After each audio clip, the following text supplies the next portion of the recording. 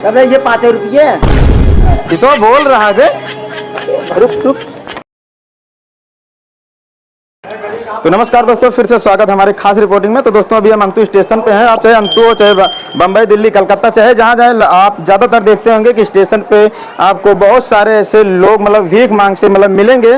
तो ऐसा नहीं है इनके मतलब दया नहीं करना चाहिए, दान करना चाहिए। दान करना अच्छा कार्य है, ऐसा नहीं पुण्य का काम होता है। तो कुछ ना कुछ देना चाहिए, काफ़ी पुण्य का काम है। तो बेचारे शायद जुबान से बोल नहीं पा रहे हैं, तो हम भी कुछ इनके कुछ पैसा देते हैं, दान करते हैं। और ऐसा नहीं है, कुछ देना चाहिए। और दान देना काफ़ी पुण्य का काम होता है। तो हम 5 रुपया देते हैं इनके भाई साहब को, और काफ़ी सुकून मिला है दिल को, क्योंकि आज पुण्य का काम किए हैं। तो क्या हुआ, 5 रुपया सही था? अरे 5 रुपये दे। ये तो बोल रहा है। रुक रुक।